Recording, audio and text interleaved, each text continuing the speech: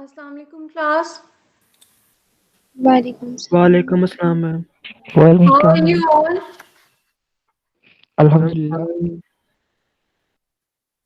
Okay, class. Let's start our today's interactive session. In the last class, I have given you a class activity or a question about pelvic tilt and shoulder movement.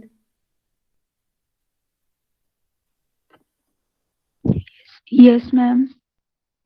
आपने उस पे काम किया है? Yes ma'am किया था। Okay. Then what will be the answer of that question?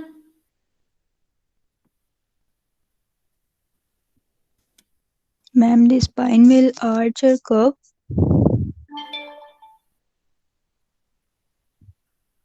Okay.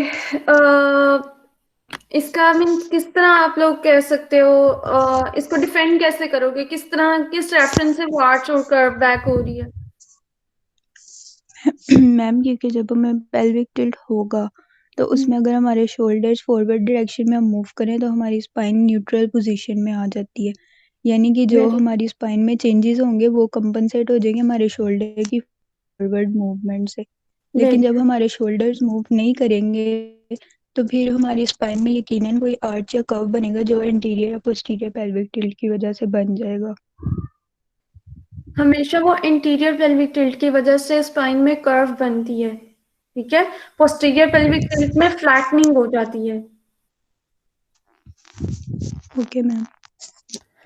Ma'am हमारी spine extended form में हो जाती है और हॉलो सरफेस बनता है जिसकी वजह से हमारी स्पाइन में आर्च बनता है, ये कह सकते हैं। Very good, very good.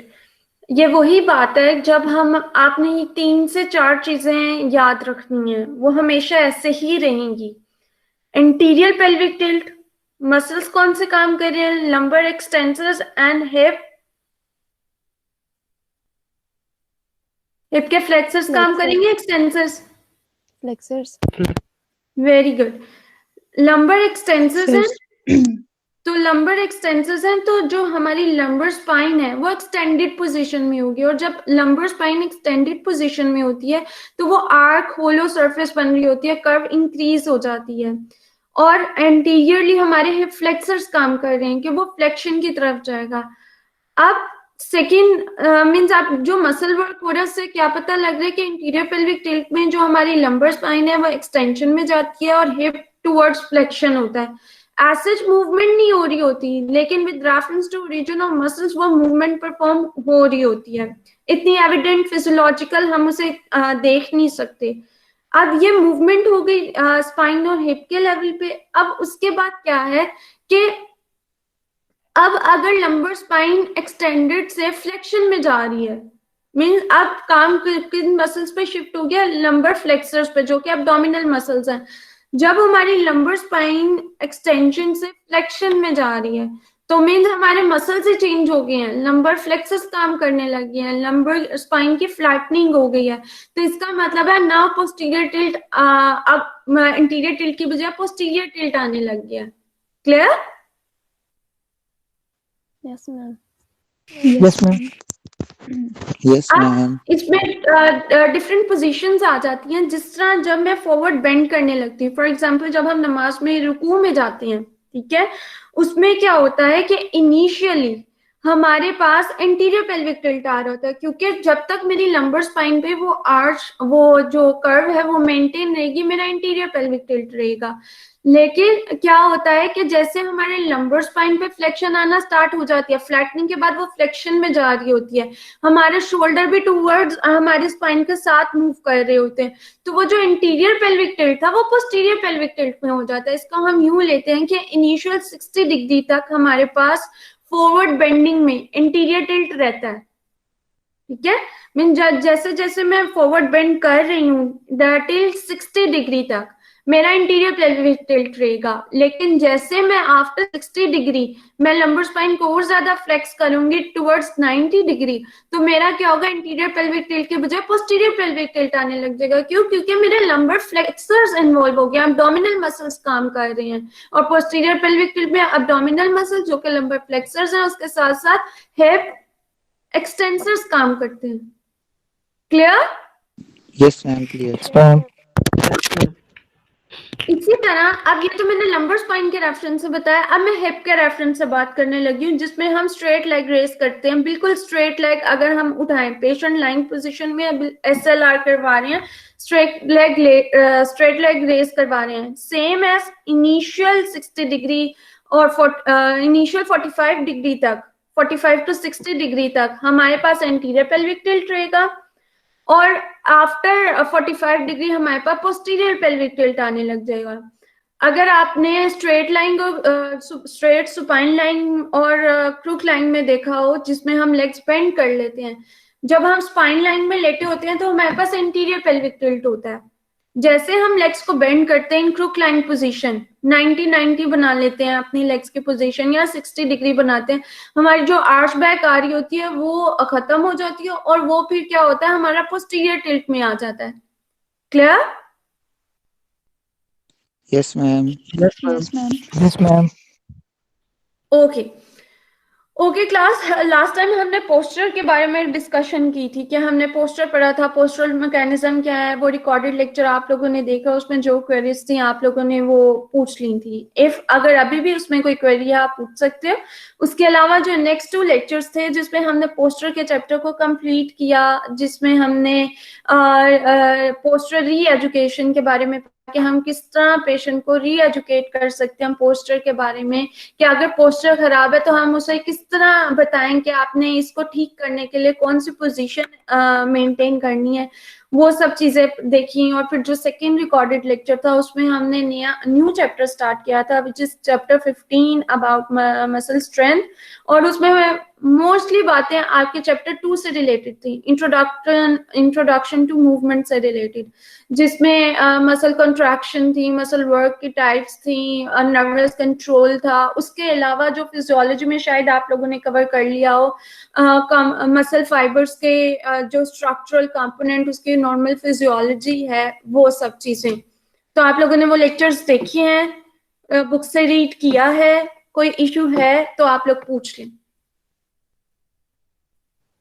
Ma'am वो सीरीज अरेंजमेंट और पैरेलल अरेंजमेंट समझ नहीं आई थी, बाकी हो गया था। Okay okay class, other questions? अफाद, I will answer this. Okay ma'am. Relaxation में जो पोस्टर वाला चैप्टर है, इसमें रिलैक्सेशन में इसका फर्स्ट वाला पैराग्राफ बुक से रीड किया था, ये समझ नहीं आ रहा। बुक से रीड किया था, just a second, I will open a book.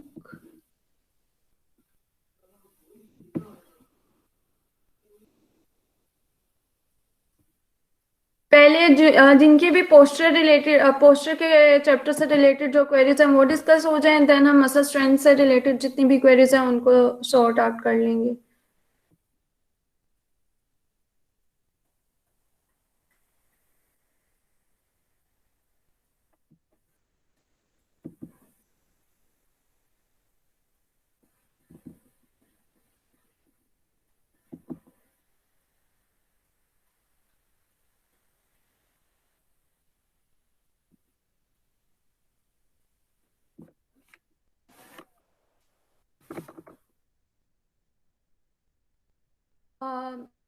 Anusha, principles of free education में जो फर्स्ट पैराग्राफ है।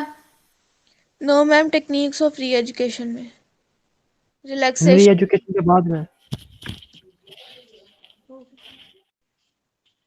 Anusha, can you please read it loud? Yes, ma'am. The ability to relax is an important factor in re-education, as some degree of useless and unnecessary tension is nearly always associated with poor posture.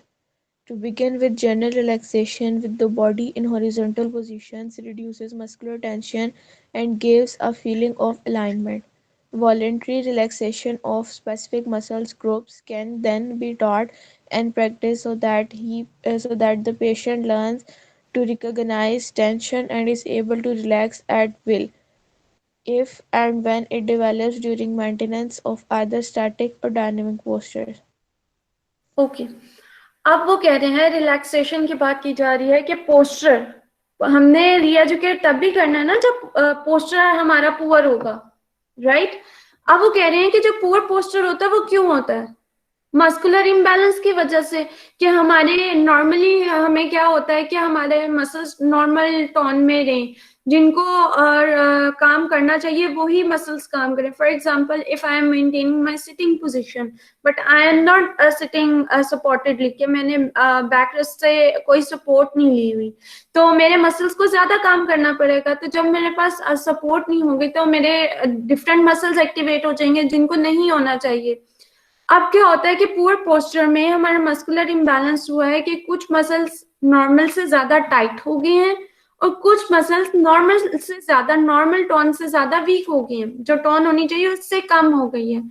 इस वजह से क्या होता है कि वो poor posture को रीएजुकेट करने के लिए सबसे पहले जरूरी होता है कि सब मसल्स पहले रिलैक्स हों, मीन सब मसल्स अपनी बेस लाइन पे आ जाए.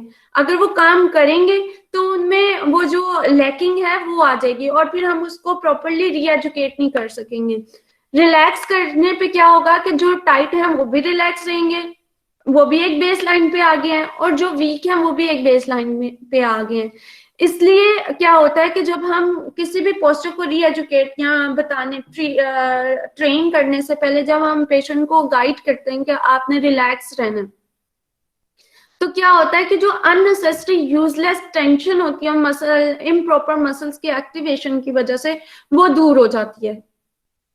क्लियर? Yes, ma'am. अब और इससे हमें क्या होता है, एक तो जर्नल रिलैक्सेशन मिलती है. For example line position is the best position for relaxation. ठीक, अब जब हम सीधा लेट जाते हैं, सुपाइन लाइन अटेन, ये पोजीशन अटेन कर लेते हैं, तो क्या होता है कि जर्नल रिलैक्सेशन आ जाती है. जर्नल रिलैक्सेशन इंड्यूस होती है और उससे हमें क्या फील होता है कि हमारी फुल बॉडी एक अलाइनमेंट में है. फॉर एग्जाम्पल अगर राउंडेड शोल्डर्स हैं, राउंडेड शोल्डर्स का आइडिया है, Yes, ma'am. मीन्स इसमें आपके शोल्डर्स फॉरवर्ड ऐसे आगे की तरफ प्रोट्रैक्टेड शोल्डर्स होते हैं.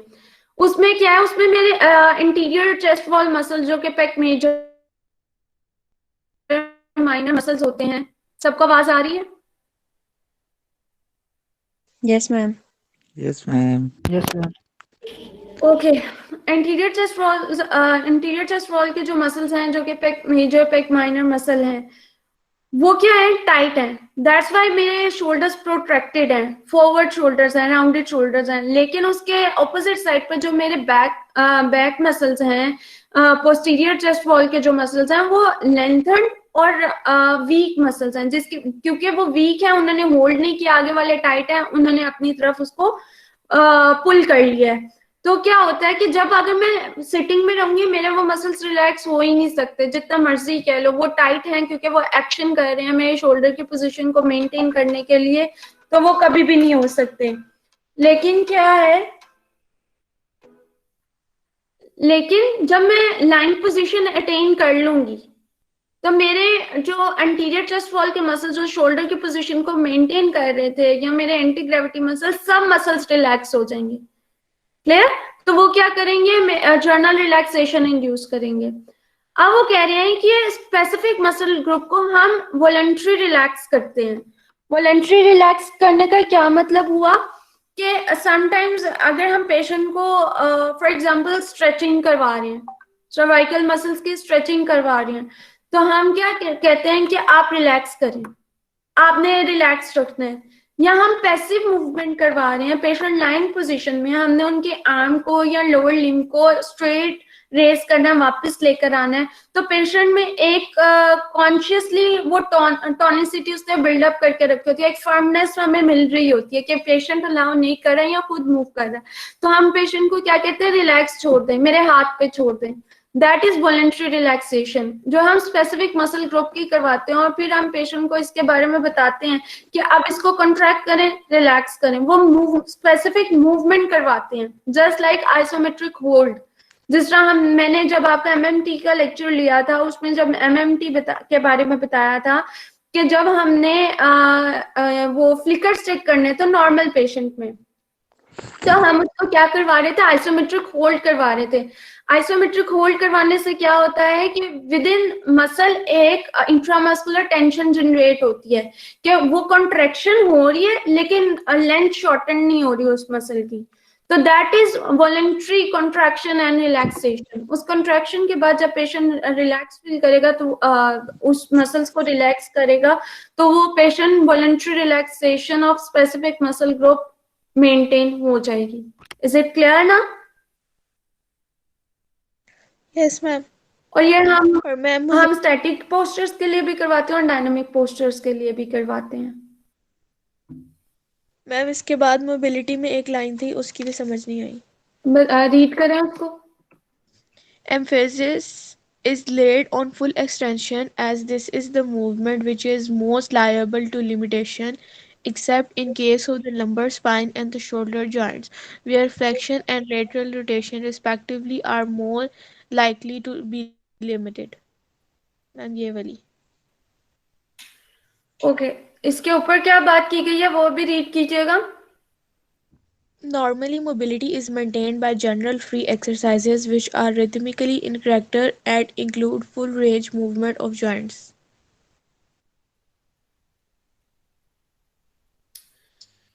ओके, अब वो यहाँ पे ये बात की जा रही है कि नॉर्मली जो हमारे फ्लेक्सर मसल्स होते हैं ना वो हमारे प्रोन टू टाइटनेस होते हैं। प्रोन टू टाइटनेस का मतलब ये है कि वो मेजरली शॉर्टनिंग की तरफ जाती हैं। अब क्या होता है कि हमारा ज्यादा फुल एक्सटेंशन पे इसलिए फोकस होता है कि ये ज्यादा लिमिटेशन में चले जाते हैं। क्यों? क्योंकि जब फ्लेक्सर मसल्स टाइट हो जाएंगे, मीन टाइट कब होंगे? जब वो शॉर्टन पोजीशन में जाएंगे तो हम मसल्स को कहते हैं टाइट हो गए हैं, राइट? जब हमारे मसल्स टाइट हो जाएंगे, शॉर्टन पोजीशन में हो जाएंगे, तो अब वो रिलैक्स नहीं कर पा रहे, तो हमारी एक्सटेंशन वाली जो मूवमेंट है वो हम फुल रेंज कभी भी गेन कर ही नहीं सकते जब हमारे फ्लेक्सर कंपार्टमेंट के मसल्स टाइट या शॉर्टन होंगे। क्लियर? Yes ma'am. इसलिए वो कह रहे हैं, लेकिन लंबर स्पाइन और शोल्डर जॉइंट में ऐसा नहीं होता। Where flexion and lateral rotation, अब वहां पे क्या होता है कि हमारे पास अगर कोई इश्यू आ जाए शोल्डर जॉइंट या लंबर स्पाइन के लेवल पे तो वहां पे हमारा जो फ्लेक्शन की रेंज ऑफ मोशन है वो लिमिटेड हो जाती है। लंबर स्पाइन में जैसे कि हमारे लंबर स्पाइन में इंटरवर्टिब्रल डिस्क होती हैं, अगर उनमें कोई इश्यू आ जाए तो हम अगर फ्लेक्शन में ज्यादा जाते हैं तो वो बैक साइड पे पेन करती है, तो उसमें हमें फ्लेक्शन ऑपोजिट मूवमेंट लिमिटेड मिलती है। क्लियर? मैम शोल्डर Yes, की ma'am. केस में एक बार एक्सप्लेन यस करें। Yes ma'am. मैम इसमें फिर लंबर स्पाइन में और जॉइंट्स में फ्लेक्शन नहीं होगी यहाँ पर इस पॉइंट पर? वो एक जर्नल बात कर रहे हैं कि मोबिलिटी का पोस्चर मेंटेनेंस में किस तरह रोल आ जाता है। एक तो हमने रिलैक्सेशन कर ली, अब मोबिलिटी हमने क्यों जर्नल फ्री एक्सरसाइजेस की हैं? वो इसलिए की हैं कि नॉर्मली हमारे पास एक्सटेंशन लिमिटेड मिलती है मोस्ट ऑफ द जॉइंट में, और शोल्डर और लंबर स्पाइन में हमें फ्लेक्शन और लेटरल रोटेशन मिलती है limited, either due to the capsular pattern or mechanism of injury। तो इस वजह से क्या होता है कि हमें जर्नल फ्री एक्सरसाइजेस करवानी पड़ती हैं, और अगर हम जर्नल फ्री एक्सरसाइजेस करवा रहे हैं, मोबिलिटी एक्सरसाइजेस करवा रहे हैं, तो हमारा फोकस किन किन मूवमेंट पे होना चाहिए? शोल्डर और लंबर स्पाइन में हमारा ज्यादा फोकस फ्लेक्शन और लेटरल रोटेशन पे होना चाहिए, और जो दूसरे जॉइंट्स हैं उनमें ज्यादा फोकस हमारा एक्सटेंशन पे होना चाहिए, दूसरे मूवमेंट्स पे भी होना चाहिए। लेकिन हमें ये ख्याल रखना चाहिए कि इस जॉइंट में ये मूवमेंट ज्यादा तौर पे लिमिटेड होती है, ये ज्यादा हमें देखने को लिमिट मिलती है, तो इसलिए हमने इसको भी फ्री मूवमेंट के तौर पे रखना है। Clear? Yes ma'am. Ma'am shoulder flexion है बताएं। यस मैम शोल्डर फ्लेक्शन जो भी आपने बताया ना, एक बार वो बताएं शोल्डर फ्लेक्शन। सॉरी सानिया, मुझे आपकी बात समझ नहीं आ रही, आप क्या पूछना चाह रहे हो? मैम अभी आपने बताया ना अनुषे को कि मतलब पर्टिकुलर जॉइंट में हम लोग पर्टिकुलर मूवमेंट देखते हैं, फिर आपने शोल्डर फ्लेक्शन के बारे में बताया ना कि शोल्डर पे हम लोग फ्लेक्शन को मोस्टली नोटिस करते हैं, तो मैं कह रही हूँ आप एक बार वो एक्सप्लेन कर सकती हैं? ओके, पूछो। हमारे शोल्डर का कैप्सुलर पैटर्न मींस हमारे शोल्डर जॉइंट के अराउंड एक कैप्सूल लगा होता है, ठीक है, जॉइंट कैप्सूल। उसकी ओरिएंटेशन कुछ ऐसी होती है।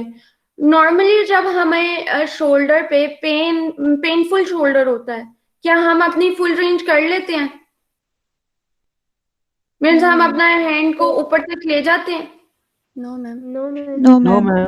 No, ठीक है, ma'am. तो इस वजह से हमारा जो शोल्डर जॉइंट है उसमें मोस्टली अगर कोई भी इशू आता है या पोस्चरल मैकेनिज्म मस्कुलर इम्बैलेंस आता है तो हम फुल रेंज गेन नहीं कर सकते, specifically in flexion range of motion. Otherwise क्यों? क्योंकि एक्सटेंशन वो इसलिए नहीं कह रहे, फ्लेक्शन में जाएगा और जितना वापस आता है ये नॉर्मल रेस्टिंग पोजीशन तक, that is the extension movement.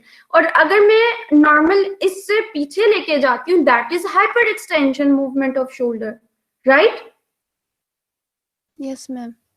That's why जब तक फ्लेक्शन उसकी कंप्लीट नहीं होगी तो हम कैसे कह सकते हैं वो ऑलरेडी एक्सटेंशन में पड़ा हुआ है। एक्सटेंशन उसकी कंप्लीट रेंज है कि 180 से 0 तक आना, वो 0 में ही पड़ा हुआ है, उसकी एक्सटेंशन है, बट उसकी फ्लेक्शन ही नहीं हो रही। कोई भी पेन है, कोई इंजरी है शोल्डर लेवल पे, वो ऊपर ही नहीं जा रहा। Clear? Yes ma'am, thank okay, Excuse me, ma'am. Yes. Ma'am presentation of good posture एक बार एक्सप्लेन कर दें प्लीज। ओके,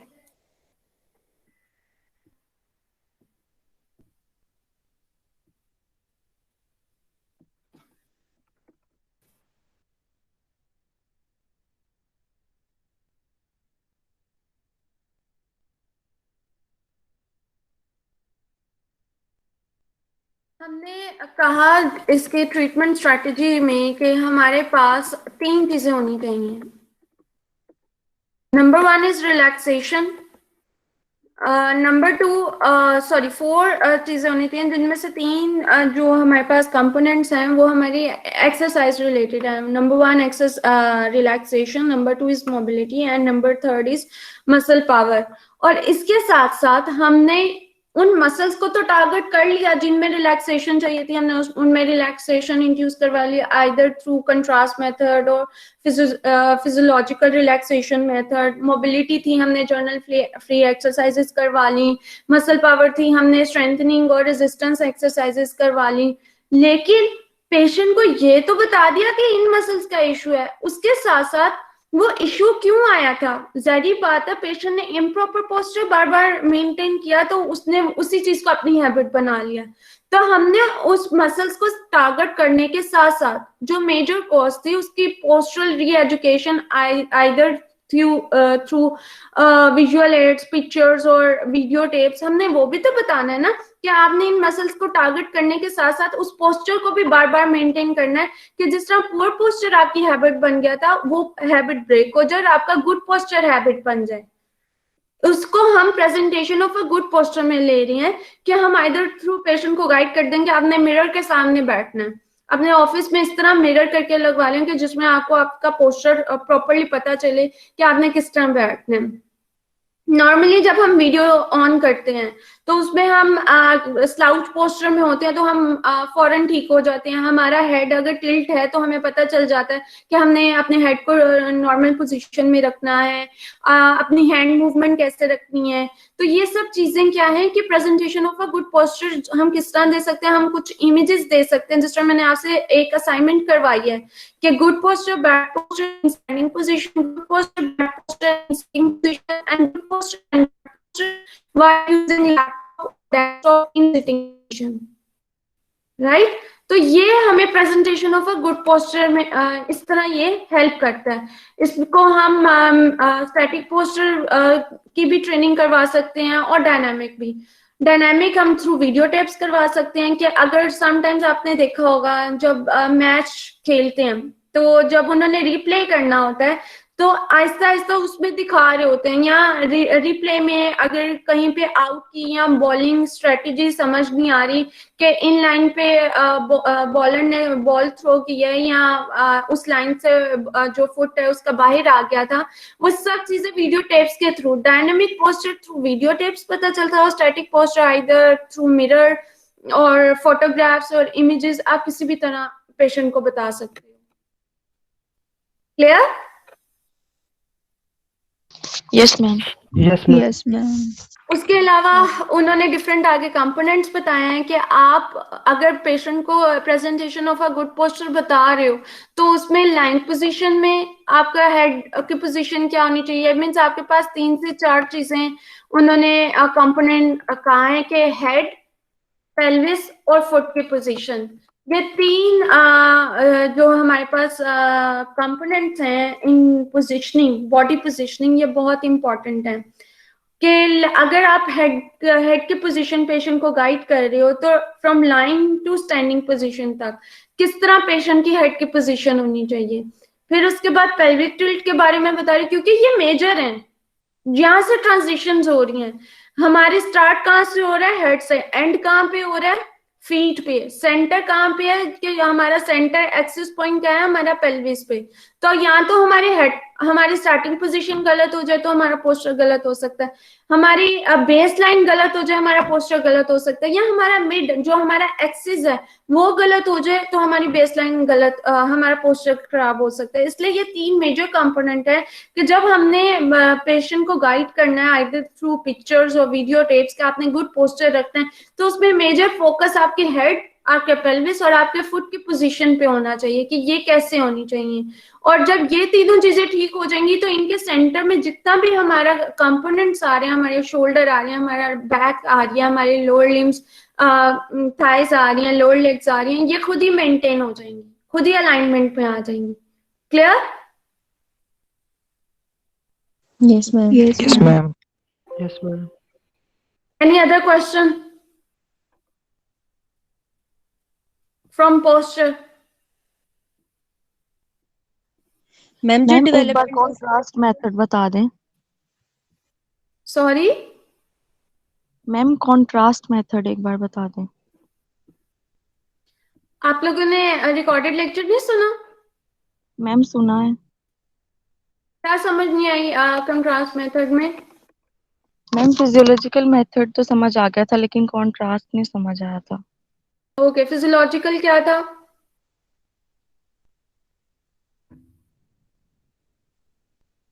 मैम याद नहीं है अभी, ओके, लेकिन मैम सुना जरूर था, मुझे समझ नहीं आई थी।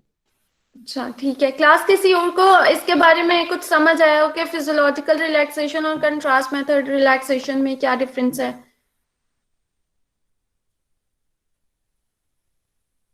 मैम कंट्रास्ट में मतलब ऐसे होता है ना कि अगर कोई पेशेंट है तो उसको नहीं पता चल रहा कि उसकी किस मसल में टेंशन है, तो हम उसकी जो है वो मूवमेंट करवाते हैं, और जब हम उसकी रूटीन में उसकी हम करवाते रहते हैं, कंट्रैक्शन मैक्सिमम कंट्रैक्शन होती है, तो आहिस्ता आहिस्ता फिर उसको खुद ही हैबिचुअल हो जाता है और उसको पता चल जाता है कि मेरे इन मसल में जो है वो कंट्रैक्शन, इन मसल में टेंशन है और मैंने इनकी कंट्रैक्शन करनी है, फिर हमें उसको करवानी नहीं पड़ती, वो फिर इस चीज़ का उसे पता चल जाता है। और फिजियोलॉजिकल में मैम ये होता है कि फिजियोलॉजिकल में अगर हमारी कोई एक आर्म या किसी चीज़ में अगर कोई क्रोक्ड आर्म है या कुछ इस तरह की चीज़ है, तो उसमें फिर हमारे स्पेसिफिक कुछ मसल्स होते हैं, उसमें कुछ कुछ मसल्स होते हैं जिनमें होती है, और वो खुद ब खुद मतलब फिजियोलॉजिकली उसको पता चल जाता है कि मेरी क्रूक्ड आर्म है तो ये ऐसे मैंने इसको इस तरह से मेंटेन रखना है। Okay okay, very good Misbah. जो कंट्रास्ट मेथड है उसमें आपने ये रखना है कि contrast maximum contraction then relaxation, again maximum contraction then relaxation. Contrast mean first आपने फुल उसको टेंशन में लाए मसल को with the help of contraction, then उसको रिलैक्स कर दिया। जब कॉन्ट्रैक्शन रिलीज होगी, मसल जो है वो रिलैक्सेशन की तरफ जाएगा, तो वो मीन रिलैक्स, कॉन्ट्रैक्शन खत्म हो जाएगी, कॉन्ट्रैक्शन को रिलैक्स कर देंगे तो वो रिलैक्सेशन हो जाएगी। Mean maximum contraction followed by muscle relaxation is known as contrast method. हम पेशेंट को गाइड करेंगे कि आप अपने मसल्स को, फुल बॉडी को टेंस कर लें या एक स्पेसिफिक पार्ट को टेंस करें, कॉन्ट्रैक्ट करें और देन रिलैक्स करते हैं, just like isometric hold. Clear? Ma'am Yes, ma'am. Relaxation rapid Yes, ma'am. है या स्लोली? कौन क्वेश्चन पूछ रहा है और क्या पूछ रहा है? मैंने कहा कि रिलैक्सेशन फिर स्लोली करनी चाहिए या रैपिडली कॉन्ट्रैक्शन के बाद। हमने नहीं रिलैक्सेशन करनी, वो जब हम पे डिपेंड करता है कि हमने पेशेंट को कितना टाइम देना है रिलैक्स होने के लिए। फॉर एग्जाम्पल, अगर मैं पेशेंट को कह रही हूँ आइसोमेट्रिक में हम 20% होल्ड करवाते हैं पेशेंट को, क्या आपने 20% अपना वेट एक्सर्ट करना है जस्ट, इसमें हम क्या करते हैं कि मैक्सिमम कॉन्ट्रैक्शन कह रहे हैं, जितना जोर है उतनी जोर से होल्ड करें और देन छोड़ दें, रिलैक्स। अब ये आप पे है कि आपने सेंटर में 2 सेकंड 3 सेकंड का गैप लेना है, 5 सेकंड का गैप लेना है, और फिर आपने सेकंड कॉन्ट्रैक्शन करवानी है, मैक्सिमम कॉन्ट्रैक्ट करें then relax. Okay ma'am. Clear? Now physiological method. Physiological method में क्या होता है कि इसमें क्या है, patient induce firstly reciprocal relaxation in the muscle that had been working to maintain the tense position and then in the opposite group which he used to change that position. Sometimes ऐसा होता है कि आपको बहुत lengthy paper आया, जिस तरह हमने बोर्ड के पेपर्स दिए हैं, आप एक फ्लो में लिखते जा रहे हो, लिखते जा रहे हो, लिखते जा रहे हो, लिखते जा रहे हो, फिर सम टाइम के लिए आप हाथ को खोलते हो या स्ट्रेच पोजीशन मेंटेन करते हो, ठीक है, या फिर आप प्रोलॉन्ग रेस्ट के बाद जब आप स्टैंडिंग पोजीशन या चलने फिरने लगते हो तो एक स्ट्रेच पोजीशन मेंटेन करते हो और फिर रिलैक्स होते हो, ठीक। इसमें क्या है कि अगर आपने कोई एक पोजीशन, फिजियोलॉजिकल रिलैक्सेशन की अब बात हो रही है, इसमें क्या है कि आपने एक पोजीशन मेंटेन किया, आप उसमें स्ट्रेस्ड आउट और लेथार्जिक फील कर रहे हो, तो आप दूसरी पोजीशन मेंटेन कर रहे हो, आइदर स्ट्रेच पोजीशन और कोई भी पोजीशन। उस स्ट्रेच पोजीशन को मेंटेन करने के बाद आप दोबारा काम कर रहे हो, तो उसमें क्या है कि जब स्ट्रेच के बाद आप वापस इस मसल्स पे आते हो तो आप थोड़ा रिलैक्स फील कर रहे होते हो, यस ठीक है। मैम। इस वजह से क्या होता है कि जब आप एक पोजीशन आपकी थक जाती है और उसके बाद आप दूसरी पोजीशन में जाते हो, तो इस वजह से pattern of tension of whole body changes from one joint to another joint. Okay, ma'am. क्लियर? Okay, ma'am. Yes, ma'am. Any other question from poster slide? Ma'am जो डेवलपमेंट ऑफ गुड पोस्चर है, इसमें जो इमोशंस और mental attitude के बाद जो paragraph है मेंटल और फिजिकल एटीट्यूड्स के रिलेशन का, इसकी एक लास्ट लाइन लिखी हुई है कि in other words can not a physical attitude adopted consciously affect the mental attitude. तो इसका क्या आंसर बनेगा कि जिस तरह मेंटल एटीट्यूड जो है वो फिजिकल एटीट्यूड को इफेक्ट कर रहा है, तो क्या फिजिकल एटीट्यूड इसी तरीके से मेंटल एटीट्यूड को इफेक्ट करेगा, और अगर करेगा तो कैसे? इसका आंसर बता दें प्लीज। एक मिनट, बुक में जी मैम। काइंडली वो पैराग्राफ हाईलाइट कीजिएगा, क्योंकि इन अदर वर्ड्स है उसके ऊपर जो बताया गया उसमें ही उसका आंसर है। मैम ये इमोशंस और मेंटल एटीट्यूड के नीचे वाला पैराग्राफ है जिसमें लिखा हुआ है this connection between mental and physical attitude good hygienic condition के ऊपर।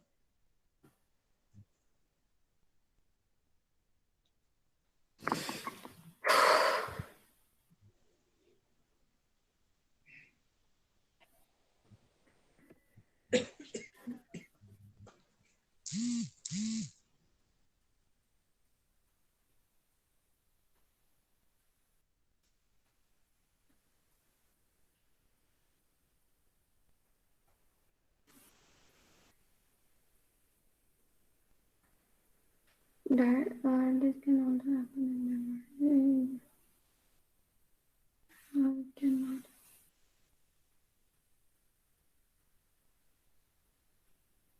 ओके, यहाँ पे वो क्वेश्चन ही पूछ रहे हैं कि क्या ऐसा, हमें ये तो पता चल गया है कि मेंटल एटीट्यूड की वजह से अगर के हमारे इमोशंस जो हैं वो बहुत इम्पोर्टेंट रोल प्ले करते हैं हमारे पोस्चर पे, कि जब हम सैड होते हैं या हम अनहैप्पी फील कर रहे होते हैं तो हम क्या करते हैं कि एक कॉर्नर में हम कहते हैं कि हम रेस्ट पोजीशन में जाएं, सिटिंग पोजीशन अटेन करें, तो वो मोस्टली फ्लेक्शन पोस्टर्स हम अटेन कर रहे होते हैं। लेकिन जब हम बहुत ज्यादा खुश होते हैं तो हम एक्साइटमेंट में क्या करते हैं, जंप कर रहे होते हैं, यहाँ भाग रहे होते हैं, वहां भाग रहे होते हैं, तो वो क्या है, extended posture, we feel confident. इसको इन अदर वर्ड्स कहते हैं कि हम जब हम एक्साइटमेंट में है तो हमारा एक्सटेंडेड पोस्चर कॉन्फिडेंट पोस्चर होता है, और जब हम सैड और अनहैप्पी होते हैं तो हमारा फ्लेक्स पोस्चर होता है, नॉन कॉन्फिडेंट पोस्चर होता है। अब वो कह रहे हैं कि मेंटल एटीट्यूड का तो फिजिकल पोस्चर या फिजिकल अपीयरेंस पे तो अफेक्ट है, चाहे वो टेम्परेरी हो या परमानेंट हो। तो क्या इसका रिवर्स हो सकता है कि फिजिकल एटीट्यूड, फिजिकल अपीयरेंस, हम फिजिकल एटीट्यूड जो है हमारे मेंटल स्ट्रेस को जो है वो रिलीज कर सके या अफेक्ट कर सके? तो आपके अकॉर्डिंग क्या, इन माय ओपिनियन एक दोनों चीजें हो सकती हैं। समटाइम्स बिल्कुल नहीं होता फिजिकल एटीट्यूड, और समटाइम्स हो भी सकता है। फॉर एग्जांपल, जब हम गेम्स में होते हैं हम भूल जाते हैं क्या काम करना है क्या नहीं, और जब हम कोई स्पेसिफिक काम कर रहे होते हैं जिसमें हमारा फिजिकल एक्सर्शन ज्यादा होता है, तो तब भी हम अपने मेंटल स्टेटस को बहुत पीछे रख देते हैं कि हम हैप्पी हैं या नॉन हैप्पी हैं। जस्ट लाइक जिस तरह कहते हैं कि फोकस डाइवर्ट हो जाता है जब हम फिजिकल एक्टिविटी करते हैं। क्लियर? Yes ma'am. तो मैम Yes, इसको हम इस तरह सिंप्लीफाई कर सकते हैं कि हम इसका दोनों में आंसर बन सकता है कि बाज़ औक़ात करता भी है, बाज़ औक़ात नहीं भी करता। एग्जैक्टली। मेंटल एटीट्यूड का ज्यादा रोल होता है as compare to reverse action पे जब जाया जाए। फिजिकल एटीट्यूड का लिमिटेड एक्शन, लिमिटेड समटाइम्स होता है और समटाइम्स नहीं होता। जी ठीक है मैम। मैम इसमें जो आपने फिजिकल का बताया है, इसमें बस यही होगा कि अगर हमारा फोकस डाइवर्ट हो जाएगा तो ही सिर्फ हमारी मेंटल मतलब प्रॉब्लम्स होगी, और तो कोई इसमें लिंक नहीं होगा फिजिकल और मेंटल कोई में। भी नहीं है, कोई भी नहीं है। तो मैम वो जो आपने दिया था ना गुड और पुअर पोस्चर्स का, उसमें मैंने सिटिंग का जो पुअर पोस्चर होता है ना, मतलब उसमें जो इफेक्ट्स लिखे हुए थे उसमें उन्होंने लिखा हुआ था कि अगर आपकी सिटिंग पोजीशन जो है वो पुअर पोस्चर में है तो आपको स्ट्रेस होगा, मेंटली भी थोड़ी बहुत आपको प्रॉब्लम्स होगी अगर आप पुअर पोस्चर में बैठते हैं, सिटिंग पोजीशन आपकी गलत हो अगर, मतलब वो झुक के तब अगर है। बैठना तो उसकी जी वजह जी, से बोलिए होता है। मिस्टर। अगर आप झुक के बैठे हुए हैं तो उसमें फिर हमारी ये इधर स्पाइन में भी फर्क आएगा, उस वजह से फिर आपको मेंटली भी स्ट्रेस फील होता है, तो ये चीज नहीं आएगी इसमें। वो चीज तब आएगी कि जब आपका पुअर पोस्चर हो चुका है। ठीक है? जब ठीक है हम, मैम। जाहिर बात है, फॉर एग्जाम्पल फीमेल्स के लिए कॉस्मेटिकली ये चीजें बहुत इंपॉर्टेंस रखती हैं। ठीक है? कि उनका पोस्चर इरेक्ट होना चाहिए, स्पाइन में कोई डिफॉर्मिटी या कोई कर्व नहीं होनी चाहिए इस लिहाज से। और अगर हमारा पोस्चर खराब हो जाता है तो वो जाहिर बात है हमें स्ट्रेस्ड आउट करेगा। ये तब है कि जब पुअर पोस्चर हो जाए। अगर हम ये कहें कि नॉर्मल पोस्चर का क्या इफेक्ट हो सकता है हमारे मेंटल में, तो वो पहले वाली बात आ जाएगी। लेकिन जब पुअर पोस्चर की बात आती है तो स्ट्रेस को करते ही करता है।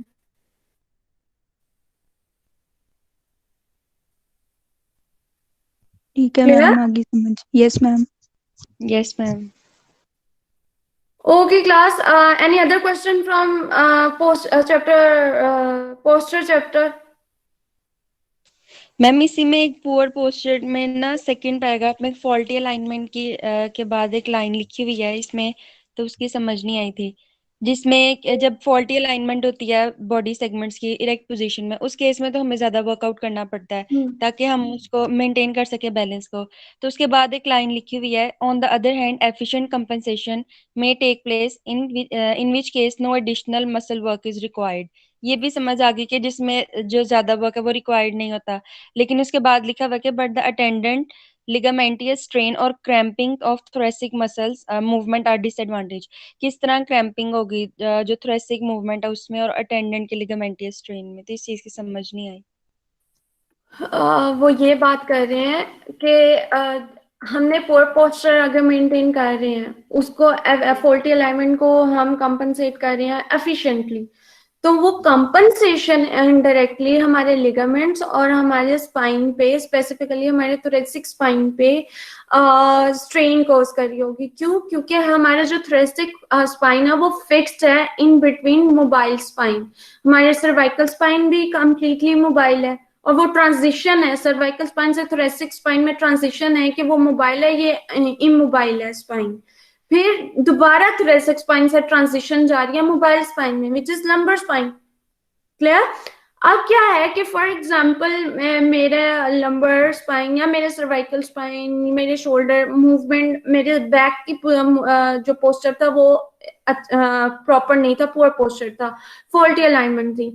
अब उस फॉल्टी अलाइनमेंट को मैं एफिशिएंटली कंपनसेट कर रही हूँ, लेकिन क्या है कि वो फॉल्टी अलाइनमेंट अगर जॉइंट लेवल पे आ रही है या मस्कुलर इम्बैलेंस की वजह से आ रही है, तो लिगामेंट्स क्या करते हैं, वो बोन टू बोन कनेक्ट करके जॉइंट बना रहे होते हैं। लिगामेंट्स हमेशा हमें जॉइंट्स के अराउंड मिलते हैं, तो जब हमारे पास फॉल्टी अलाइनमेंट होती है तो उन पे ज्यादा स्ट्रेस आता है, और जब उन पे स्ट्रेस आता है उसके साथ साथ जब ट्रांजिशंस हो रही होती है ना, कि मैं अगर सेंटर में फिक्स्ड है, एक साइड पे मोबाइल है, दूसरी साइड पे मोबाइल है, तो वो मोबाइल जो है, मोबाइल सेगमेंट्स जो हैं वो अपना काम कर रहे हैं एफिशिएंटली उसको मेंटेन करने में, बैक पोस्चर को, लेकिन जो हमारा फिक्स्ड स्पाइन है, थोरेसिक स्पाइन, उस पर सबसे ज्यादा स्ट्रेन आएगा क्योंकि वो मूव नहीं कर सकती और उसको उनके साथ कंपनसेट होना पड़ रहा है।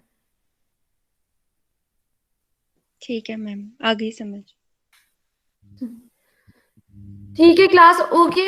अब आफाक के क्वेश्चन की तरफ चलते हैं कि पीईसी और एसईसी, ये आप लोगों को इसमें इशू हुआ है। स्टार्टिंग में जो मसल फाइबर के स्ट्रक्चर्स कंपोनेंट थे, स्ट्रक्चरल कंपोनेंट, वो सबको क्लियर है? Yes ma'am. Okay okay, muscle model में हमारे पास दो कंपोनेंट आ जाते हैं, सीरीज इलास्टिक कंपोनेंट और पैरेलल इलास्टिक कंपोनेंट। मैंने जो आप लोगों ने फिजियोलॉजी में मसल पढ़ लिया, मसल स्ट्रक्चर और उसका फंक्शन? यस मैम, पढ़ लिया। Yes ma'am. ओके, उसमें मायोफिलामेंट्स और जी डिस्क और टाइटन जो कि माइक्रो लेवल पे कंपोनेंट्स हैं मसल फाइबर के। जी मैम, पढ़ लिए ये भी। यस मैम, पढ़ लेंगे वो भी। Okay, very good. अब क्या है कि हमारे पास जो सीरीज इलास्टिक कंपोनेंट है, हमारे पास क्या होता है, जिस तरह ये एक मसल है, मैं स्क्रीन शेयर करती हूँ।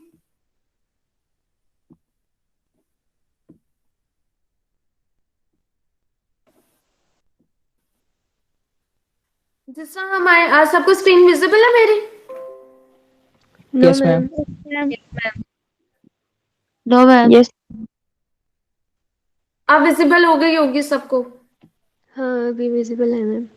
Okay, Yes, ma'am. हमारे मसल जो होते हैं वो इस तरह होते हैं, मसल वैली इस तरह होती है, ठीक है। आपने टेंडन और लिगामेंट का याद रखना है। लिगामेंट जो है वो बॉन टू बॉन ज्वाइन कर रहा होता है, जबकि टेंडन जो है वो मसल को बॉन के साथ ज्वाइन कर रहा होता है। क्लियर? अब क्या है कि हमने आप लोगों ने वो पढ़ा एक्टिन, मायोसिन फिलामेंट्स और जी डिस्क और टाइटन। हमारे ये मसल बेली है, मसल बेली के अंदर हमारे फेसिकल्स हैं, उसके बंडल्स हैं, और फेसिकल्स के अंदर मसल फाइबर्स हैं, और मसल फाइबर्स के अंदर आगे से मायोफिलामेंट्स हैं, जी डिस्क हैं और टाइटन्स हैं, राइट। आज जिस तरह हमारी मसल बेली हॉरिजॉन्टली अरेंज्ड है, इसी तरह उसके फाइबर्स भरे हुए हैं, ठीक है। इसलिए उन्होंने एसईसी कह दिया है, सीरीज इलास्टिक कंपोनेंट, कि वो सीरीज में है, जिस तरह हमने स्प्रिंग की सीरीज अरेंजमेंट पढ़ी थी कि हॉरिजॉन्टली वो एक एंड से दूसरा एंड अटैच है, ठीक है। अब क्या है कि ये सारे फाइबर्स, ये जो जितने भी पीछे नेम लिखे हुए थे, मायोफिलामेंट, जी डिस्क और टाइटन, ये मसल फाइबर के अंदर है। मसल फाइबर मिलके फेसिकल्स बना रहे हैं, फेसिकल मिलकर हमारे पास मसल बल्क बना रहे हैं। तो ये जो मसल बल्क है, इसमें ये सारी चीजें हॉरिजॉन्टली अरेंज्ड हैं, सीरीज वाइज अरेंज्ड है, और अगर देखा जाए तो इनका जो एंड पे एक साइड, क्योंकि मसल ने हमेशा बोन के साथ कनेक्ट करना है, तो इनके दरमियान का क्या होगा, टेंडन होगा। तो एससीसी का क्या मतलब है, टेंडन प्लस मायोफाइबर्स और उसके कंपोनेंट जो कि मायोफिलामेंट्स हैं, टाइटन्स हैं, वो हॉरिजॉन्टली सीरीज वाइज अरेंज है, क्लियर? यहाँ तक बात क्लियर है? Yes ma'am. Yes ma'am. Okay अब ये सीरीज वाइज अरेंज हैं एक्चुअल मसल फाइबर्स और टेंडन्स, इसलिए हम इनको सीरीज इलास्टिक कंपोनेंट कह रहे हैं। पैरेलल इलास्टिक कंपोनेंट में हमारे पास क्या आ जाती है, मसल शीट्स और सार्कोलिमा। ठीक है, जो मसल मेम्ब्रेन वगैरह आ जाती हैं, वो सब चीजें हमारे पास क्या आ जाती हैं, पैरेलल आ जाती हैं। वो पैरेलल किसके हैं, हमारे सीरीज इलास्टिक कंपोनेंट के साथ पैरेलल है। जाहिर बात है फाइबर्स हमारे यूं पड़े हुए हैं और उसके ऊपर रैपिंग हुई हुई है और वो पैरेलल जा रही हैं, बिल्कुल एंड तक पैरेलल जा रही हैं। Clear? Yes ma'am. Yes ma'am. Yes ma'am. कुछ पता है? अब क्या है कि पहले अब उन्होंने टेंडन और मसल फाइबर्स की जगह सीरीज इलास्टिक कंपोनेंट लिखा हुआ है और मसल शीट और सार्कोलिमा की जगह उन्होंने पैरेलल इलास्टिक कंपोनेंट लिखा हुआ है। अब वो क्या कह रहे हैं कि पैरेलल इलास्टिक कंपोनेंट रिस्पॉन्सिबल होते हैं for force exerted by a relaxed muscle when it is stretched beyond its resting length. अब जब हम मसल को, एक है मसल की कॉन्ट्रैक्शन, एक है मसल का स्ट्रेच। ठीक है, मसल का स्ट्रेच क्या है कि हम बोथ एंड से मसल को, एक एंड मसल का फिक्सर, दूसरे एंड पे अगर बोन मूव कर गई तो स्ट्रेच आ रही है, इसमें मसल स्ट्रेच पे मूव कर रहे होते हैं। ठीक है, अब वो क्या कह रहे हैं कि जब हम मसल को स्ट्रेच करते हैं with the help of some external force, जब हम मसल को स्ट्रेच करते हैं तो एक लिमिट तक, जिस तरह एक लिमिट तक मसल कॉन्ट्रैक्ट होता है उसी तरह एक लिमिट तक मसल स्ट्रेच होता है, मैक्सिमम लेंथन पोजीशन में जाता है, जिसको हम मसल एक्सकर्शन कहते हैं। Right? Yes ma'am. Yes ma'am. अब वो कह रहे हैं कि जिस तरह कॉन्ट्रैक्शन की एक लिमिट है ना कि बस जस्ट 50% टोटल मसल लेंथ के की वजह से just half of the muscle length तक वो शॉर्टनिंग होती है, और इसी तरह अगर हम नॉर्मल पोजीशन से उसे लेंथन करें तो वो भी half of the muscle length तक लेंथनिंग होती है। तो ये जो इनको रिस्ट्रिक्शन लगा देता है कि इस लिमिट से आगे आपने स्ट्रेच नहीं होना, वो पैरेलल इलास्टिक कंपोनेंट होता है कि जब हम मसल को स्ट्रेच करेंगे तो पैरेलल इलास्टिक कंपोनेंट हमें रेजिस्ट करेगा। जाहिर बात है, फॉर एग्जाम्पल एक बलून है, बलून को समझेंगे मसल शीथ है, सार्कोलिमा पैरेलल इलास्टिक कंपोनेंट है, उसमें एक इलास्टिसिटी है, वो मेम्ब्रेन फिर हमें रोकने लग जाती है कि इससे ज्यादा मुझे स्ट्रेच नहीं करना। जबकि सीरीज इलास्टिक कंपोनेंट क्या है कि जब हम कॉन्ट्रैक्ट कर रहे होंगे, ये मसल बेली है, ये टुवर्ड्स इनसाइड टुवर्ड्स सेंटर आ रही होगी, तो उसमें क्या होगा कि सीरीज इलास्टिक कंपोनेंट जो है वो रिस्ट्रिक्ट करेंगे कि इससे ज्यादा शॉर्टनिंग नहीं हो सकती। Clear? Yes ma'am. Yes ma'am. ये था पैरेलल और पैरेलल इलास्टिक कंपोनेंट और series elastic component. Name represent कर रहा है सीरीज में कि वन एंड के साथ दूसरा एंड अटैच है, और पैरेलल के एक चीज के साथ दूसरी चीज पैरेलल है। क्लियर है class? Any other question?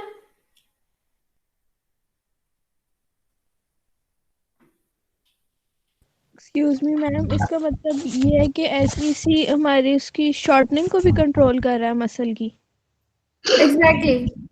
Mean ये देखें, actively contracted muscle, that means the muscle is going to be shorten, and when it is stretched mean muscle is going to be lengthen beyond its resting length. यानी कि ये ma'am ये chapter कौन सा है? Chapter 15 muscle strength. Okay ma'am, okay. Clear है class? Yes ma'am. Yes ma'am. Yes ma'am. Ma'am वो हमने जो पढ़ा था ओरिजिन और इंसर्शन, ओरिजिन फिक्स्ड होता है और इंसर्शन से मूवमेंट होती है, तो उसका रिवर्स इफेक्ट मतलब कि ओरिजिन इंसर्शन की तरफ मूव करता है, किस तरह? फॉर एग्जाम्पल मैं आपको देती हूँ ट्रेपीजियस के एग्जाम्पल। ठीक है, ये हमारी बॉडी में इननेट है। समटाइम्स हमारी जो मसल हैं, नॉर्मली क्या होता है कि हम इंसर्शन से ओरिजिन की तरफ मूव कर रहे होते हैं, मसल बेली, तो ताकि वो मूवमेंट परफॉर्म हो जाए। लेकिन समटाइम्स क्या होता है, हमारे ऐसी डिमांड्स इम्पोज हो रही होती हैं बॉडी पे कि हम ओरिजिन टू इंसर्शन की तरफ जा रहे हो, तो उसमें क्या होता है कि मुझे जो उसका डिस्टल एंड है, इंसर्शन हमेशा डिस्टल एंड पे होती है ना। Yes ma'am. जब डिस्टल एंड हमारे हैंड का या हमारे लिम्ब लोअर लिम्ब का फ्री होगा तो उसमें क्या होगा कि हमेशा insertion to origin body part move करेगा। लेकिन जब मैं डिस्टल एंड क्लोज कर दूंगी, which is close kinetic chain exercises, distal end close कर दूंगी तब मेरी ओरिजिन टुवर्ड्स इंसर्शन जाएगी। फॉर एग्जाम्पल अभी मैं एल्बो फ्लेक्शन कर रही हूँ, ठीक है, बाइसेप की नॉर्मल कॉन्सेंट्रिक वर्क हो रही है, उसकी इंसर्शन टुवर्ड्स ओरिजिन मूव कर रही है, एल्बो फ्लेक्शन हो गई। Yes ma'am. लेकिन जब पुशअप करते हैं, पुशअप में क्या होता है कि मैं अपने हैंड को क्या करती हूँ, फिक्स कर देती हूँ, क्लोज कर देती हूँ, मेरा डिस्टल एंड क्या होता है, क्लोज हो जाता है। अब क्या होता है कि जब डिस्टल एंड क्लोज हो गया तो उसमें जो फ्लेक्शन आ रही है एल्बो पे, वो क्या हो रही है कि ओरिजिन टुवर्ड्स इंसर्शन जा रहा है। Okay ma'am. ठीक है, इसी तरह मैं अगर नी लेवल पे मैं फ्लेक्शन एक्सटेंशन की एग्जांपल दूं, सिटिंग पोजीशन में मैं जब नी फ्लेक्स करती हूँ तो मेरी हैमस्ट्रिंग का ओरिजिन इंसर्शन टुवर्ड्स ओरिजिन जा रहा है। लेकिन जब मैं स्टैंडिंग में सिट टू स्टैंड कर रही हूँ, जिसे हम कहते हैं उठक बैठक करना, ठीक है, स्टैंडिंग में जब मैं वो करूंगी तो उसमें क्या होगा, मेरा डिस्टल एंड फिक्स हो गया, अब मेरी ओरिजिन टुवर्ड्स इंसर्शन जा रही है। Okay ma'am. Clear? Means yes. आपको reverse of origin insertion action में ये जरूरी है कि आपका डिस्टल एंड फिक्स हो, तभी आपकी ओरिजिन मूव टुवर्ड्स इंसर्शन होगी। Okay ma'am, thank you. Welcome. Okay class, any other question?